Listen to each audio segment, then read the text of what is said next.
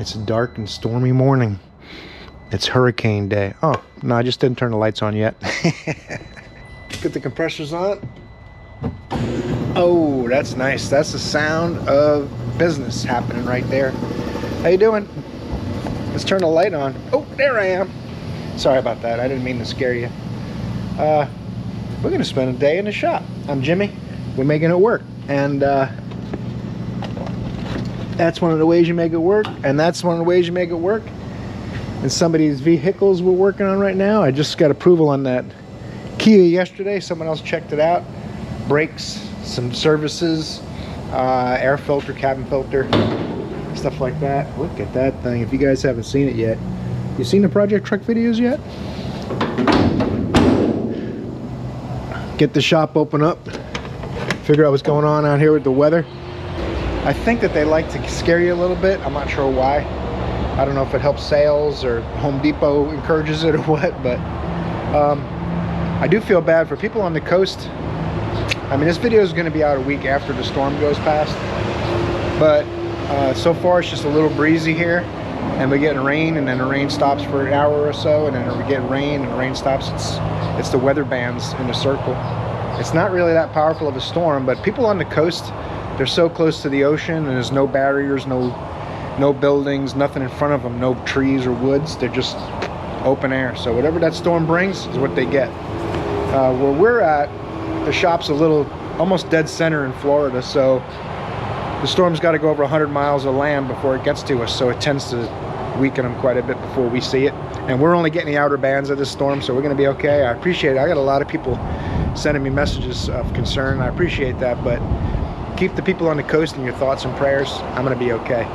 My wife did pull in all the garbage cans and the lawn furniture just in case. But anyway, that's enough of the weather. You can see it's not too terrible behind me, right? So what we're going to do today is we'll put some clips in. You'll know if I had anything to do today, because a lot of people are scared to come out when there's a storm. Let's take a look. Chrysler, a Toyota. I put an alternator in a couple weeks ago. Mercedes, Ford, Mercedes, a push truck. Not sure what that Cadillac's for. That came in the other day. Toyota Sienna has engine issues. The Ford has transmission issues. El Camino, I'm not sure who's going to work on that one. That red Ford truck's new. The 91 Ford. I did this Dodge Ram yesterday. We got a couple old Cadillacs. That Cadillac's in my work box. It's like an 84 or something Eldorado. So I don't know what clips you saw, but I'm going to get in there, finish getting the shop opened up. We're going to try to get started, do our best to learn a thing or two, and have some fun. Stay tuned. Hasn't even rained yet, and we're flooded. That's a bummer. Joe had his fan hooked up to the hose. And we got a homeless guy that comes and takes a bath all the time, and he turned the water on. I guess he was mad that the hose went in the building, and he couldn't use it, so he turned the water on and left it. So all night it dripped on the floor. You go, Bill. He's a mopping fool. All right, let's get to work. Enough of that. Got to be careful too. These Keens update. They're super comfortable, but they got no grip on the floor. If there's any oil or water on the floor, they're like ice skates. I mean, look, no traction. So I got to be careful. I need a Phillips. I need a 14 and a 17 or an 18 in there. Probably an 18. What do you think? If it's the same as a strut, it's a 17. Let's see what the right angle can do.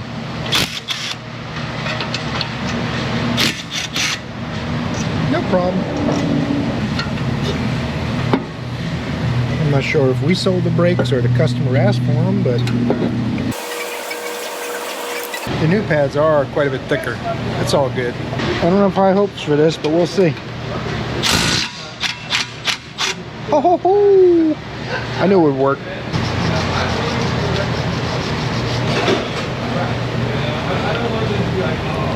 Couple of these. Oh, those are a little nasty. We gotta clean those up.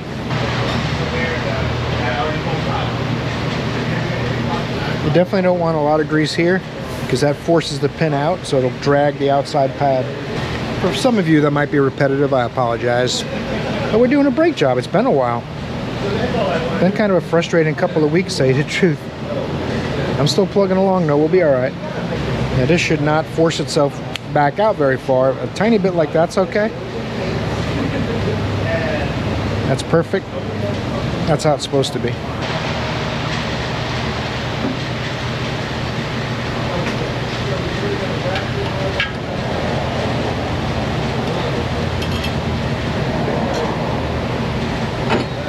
Sorry to my Rust Belt friends. Uh-oh, we got a problem. See if that's better. Oh man. These are lots of that storage oil all over. You always need to clean them, but these are exceptionally oily. I took them out of the box. I took them out of the box and stacked them on that workbench, one on top of the other, so neither of the pad surfaces would be on the workbench itself. And when I went to lift up this rotor, it was stuck to the bottom one.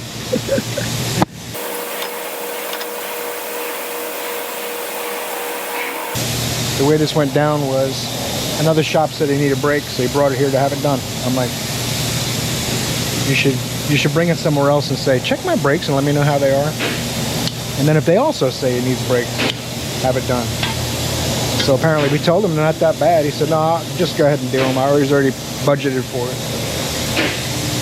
Which, I mean, they were down to 4 millimeters or so. The inner pad was 5, maybe 6, and the outer pad was 4. So we're doing it. That's the bottom line.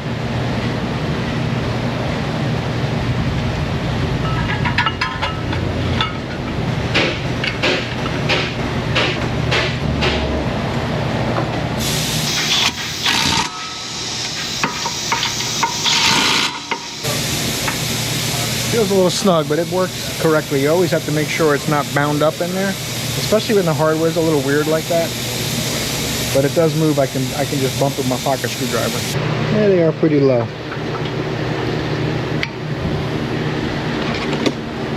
I feel better about looking at that pad. This one's gonna go way quicker. Way quicker.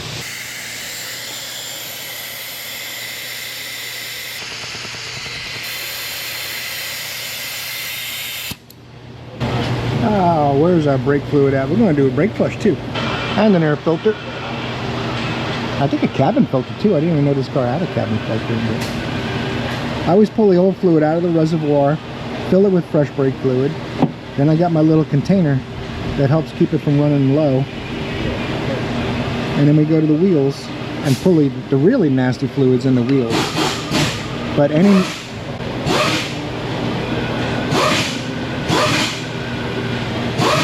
Get it going, caveman.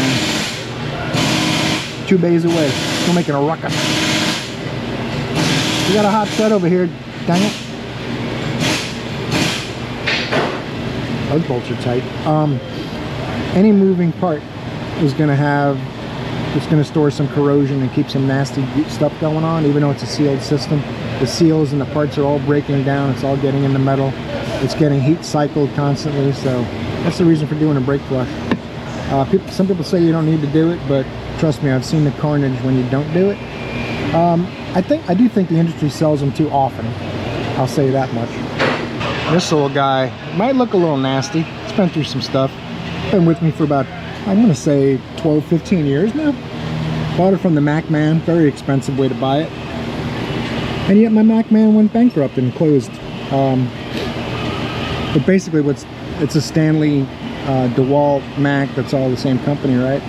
So it's all just rebranded stuff, which I think hurts them in the long run. Once people figured it out, they started going directly to the source and cutting out the tool truck guy, which is a shame because the service and convenience is awesome, although it's more expensive. But I think most of the tool trucks are demised. Our Snap-on dealer went bankrupt. We found out he hadn't been in because he went bankrupt. The Mac Man went bankrupt. So I've been at this shop 17 years. We've been through about 6 Snap-on guys, 4 Mac guys, and 2 or 3 Matco guys. We never got a lot of Matco guys. They normally don't last. They're the most expensive of the 3 brands, believe it or not. People think Snap-on is. Matco's more expensive than Snap-on usually for most things. But anyway, back to the project at hand. Brake flush. This will gravity feed. The fluid doesn't come out until the nozzle's clear of fluid. hydrodynamics. So as we drain the master reservoir, this will keep it from emptying by refilling it.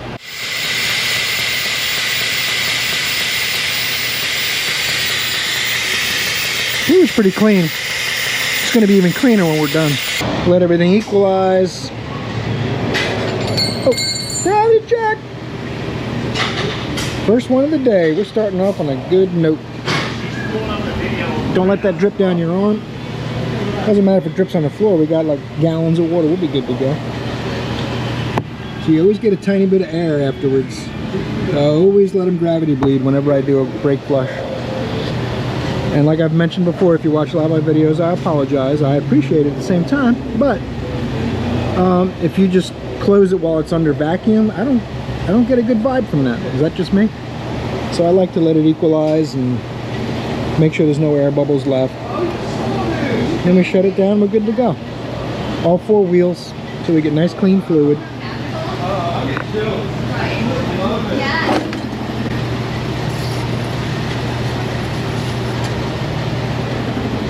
Almost like a new car now. You gotta do the belts too. I'm gonna pull this cover off. There's a 12, it's got all manual adjustments. The alternator is the adjustment for the alternator belt. We put belts on it like 2 years ago apparently, so I gotta check the pulleys real close.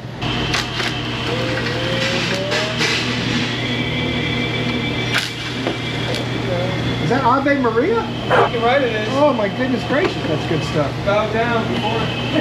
Bow down before my music channel. See the adjustamente down there? We're gonna get this 12 on here. I might have to get a ratchet. We'll see. It works. Now loosen the other bolt. It'll let the alternator go this way. The way the bolt's facing, it pulls and pushes the alternator. It pulls and releases. It doesn't really. It won't help you loosen the bolt, but it'll allow you to. The bottom bolt's a 14. If it's incredibly tight, then we'll have to loosen that too. This usually fits in there. I guess it's giving me a hard time. This connector is like right in the sweet spot. There it is. As soon as you start complaining, it goes. That's all. We'll get these belts off of here. And I popped the air filter in real quick. It plays 0.0, so I didn't bother filming it. Free stuff doesn't get filmed. That's just how it works. You can see the belts aren't too old, although this got a weird fraying on the edge. So we're going to change them all. They're under warranty anyway. Alright, now I'm going to have to loosen this idler for the air conditioning. Is also mechanical.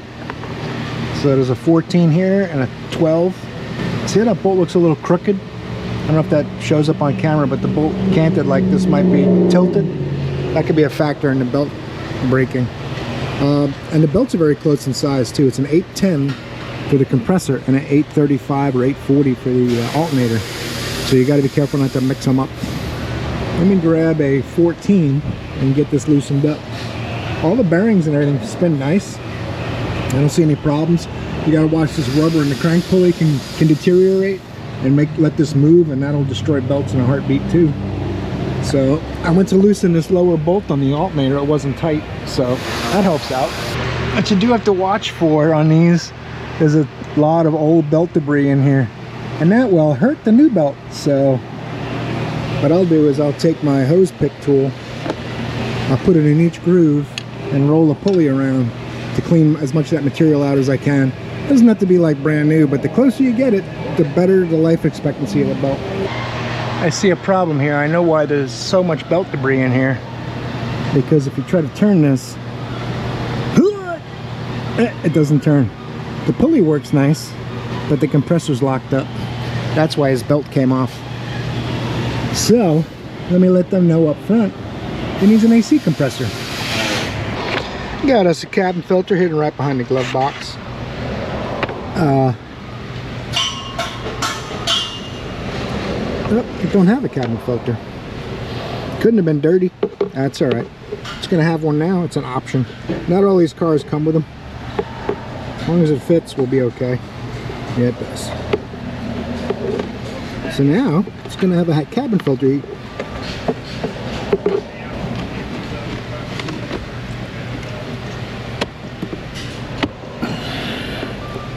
Alright, now put these, the glove box, I'm trying to light on, you put these stops past the dash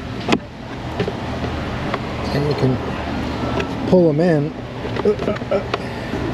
slips in, and then it comes forward, and pulling on the glove box actually will tighten them that way. This one's a little hard to get in, but we'll get it. I'm gonna pull the refrigerant out of here so we don't make a mess, and we're gonna plug it in and do that. Man, someone tucked this away very nicely. Everything's put perfectly away. I can appreciate that. I got tired of my power strip getting pulled off my lid, so I drilled holes and used some starter shims to hold it up there. But the double-sided tape just couldn't do it, too heavy, I guess. We got it.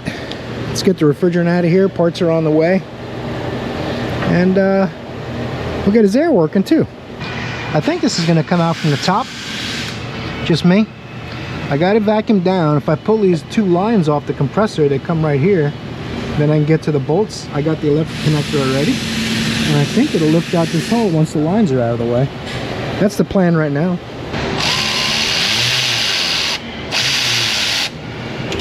Ah, gravity check. There's more where that came from, no big deal. That one, and there's another one. The other one faces up a little bit on an angle back here a little further. I don't know if you can see it. I'm sending you in for a closer look. There it is. Let's get an extension, and we'll correct all that in editing. Just like that noise, we'll correct it in editing. Didn't drop that one.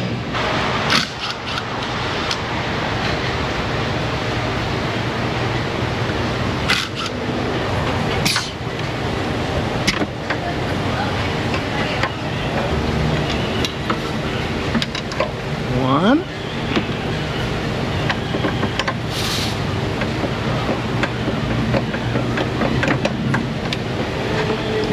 Two. That compressor basically falls out of there at this point. Oh, this is that way. I don't speak English. That's what I said. Yeah.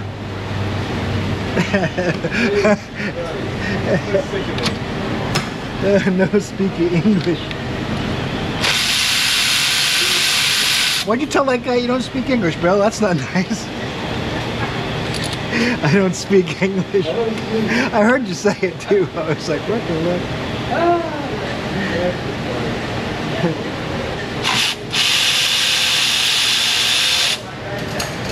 Sorry about my head. I can't do anything about it. I was born with it. There's another one. Uh-oh, don't drop that. I need it. Where'd it go? There it is. Don't fight it, baby. It's gonna happen.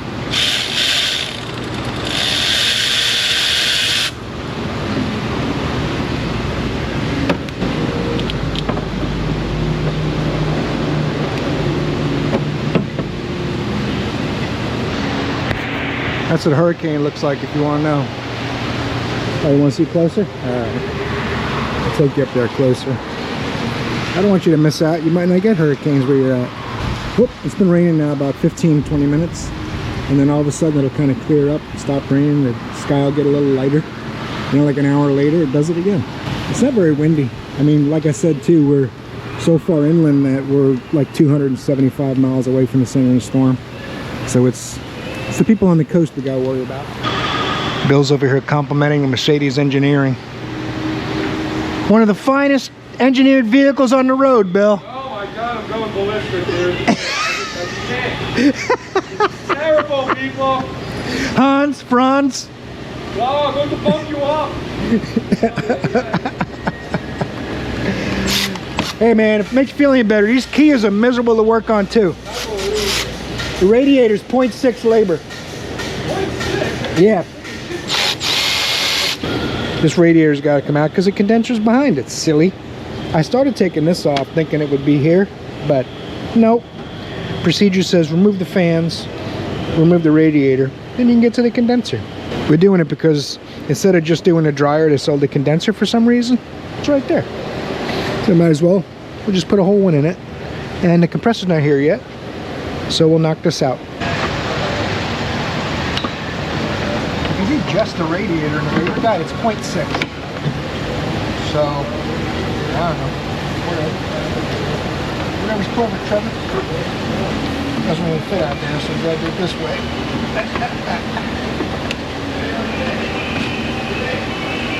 Look at that. Practically falls out. I'm gonna take these two cooler line hoses off and this lower radiator hose. And then these two bolts and these two bolts hold it in from the top, and you can tilt it forward and pull it out.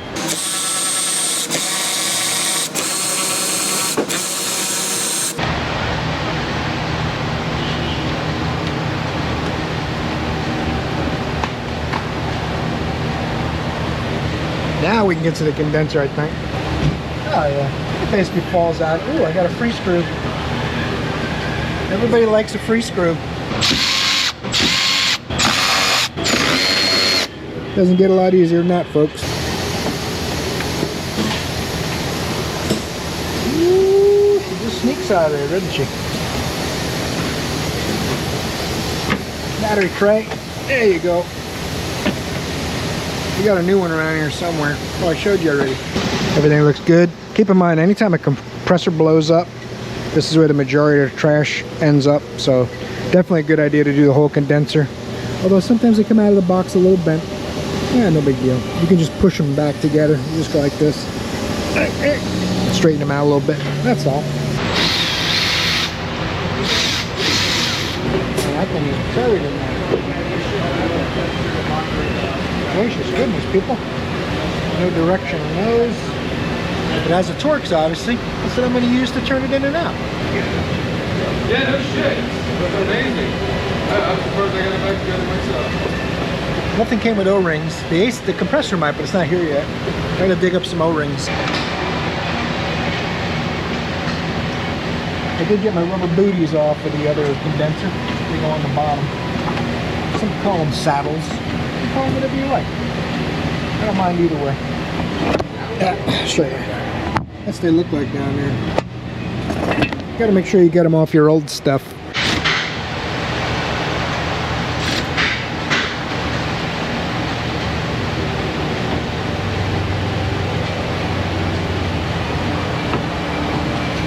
Once this finds the spot, it should all just slip right in.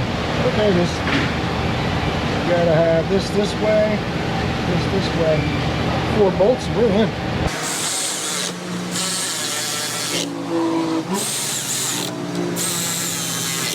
All my clamps are on. All my fans are in. Almost. Don't brag too soon. That battery tray is in the way by about a ½ inch, if you can see it past my shiny head.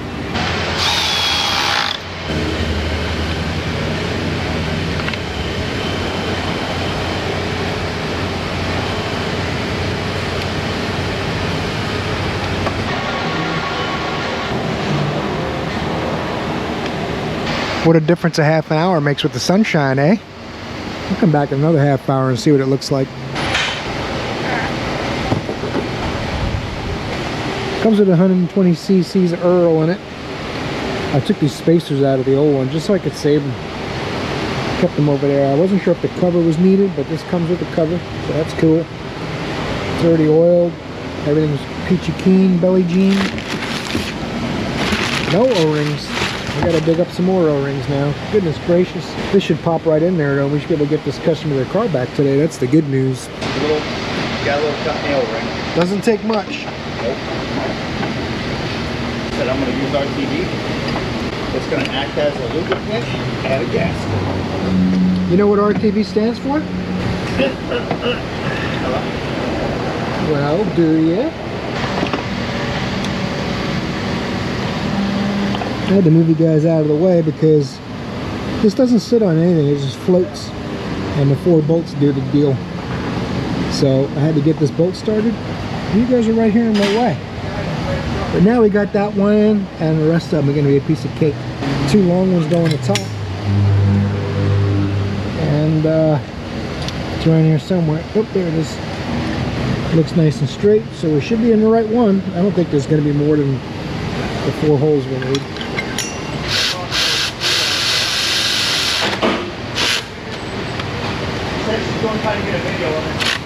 Well,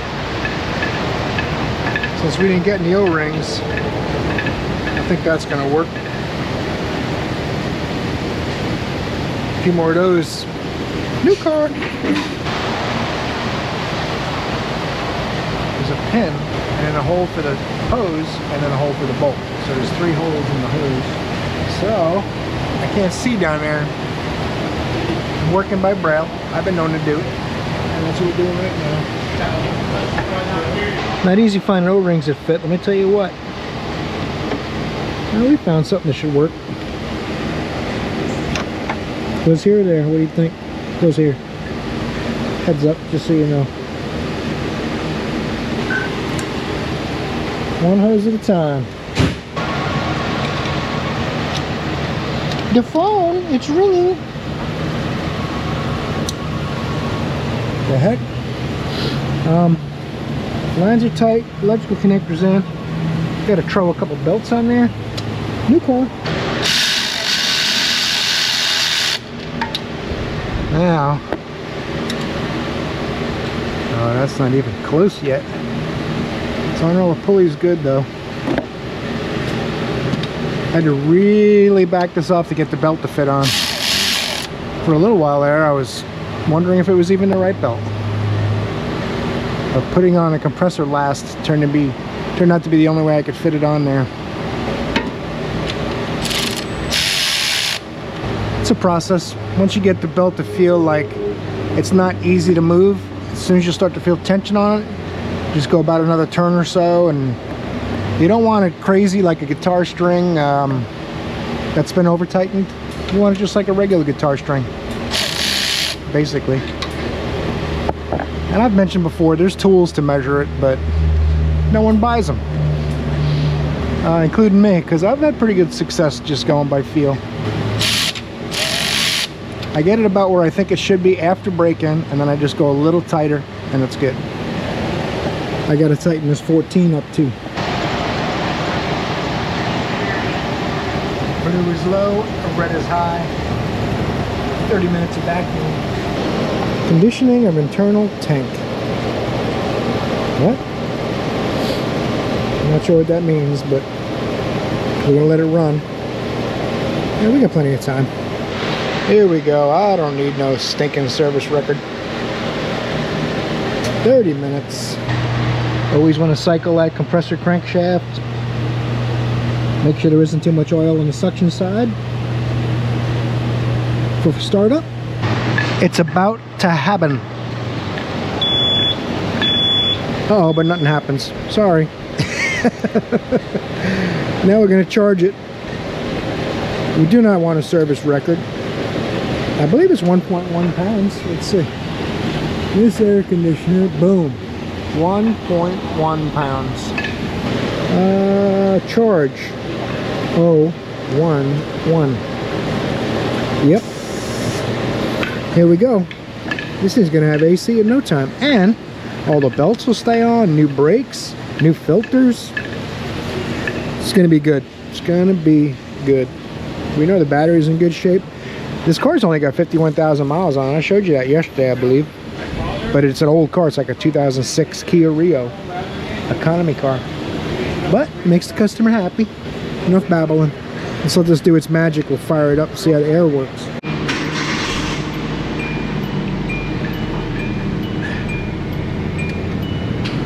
I do have to check and see if a fuse might have blown too, because it's possible, but nope. Oh, and there it goes. Ice cold. Nice. That happened quick. Oh, if you could feel that, you'd feel so lucky. I mean, it's gonna work really good for this customer. I'm gonna tell you what, it's the paint is pretty faded.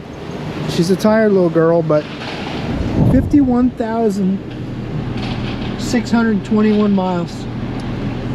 It's a nice little car, actually. It's probably like an 8 on the love rating. Just needs a, If it was waxed a little more often, it would probably look like a new car. There's no dents or anything in it. So I'm gonna take this thing for a little drive, and then we'll see what's next. Looks like we're closing. It's early. Everyone's afraid. We got 40-mile-an-hour wind gusts and it drizzles once in a while. Oh my God! 35 or 40. I'm being optimistic. The Wheelers requested I work on their Mercedes. It gets a battery. She's in rough shape. Looks like it's been sitting a little while, maybe. I don't know. It's like a 2001 C320 with a love rating of 2. She's pretty rough, but I got good news. If you're hungry, we got Fruit Loops ready to go. We got salt and pepper if you need it. That's pretty funny. They asked for me to work on it. They knew they were going to be on the channel. Maybe they wanted to get roasted. It's working. That poor thing. I didn't see the miles, but it's got a lot of them on it, I'm gonna guess. Oh, the battery's so dead that my jump box turns off when you shut it off, and you can't turn the key without a battery. I think we're gonna continue on this one tomorrow. We're closing, apparently. Thanks for watching. Hope I see you in the next one. Torque the like button. You're awesome.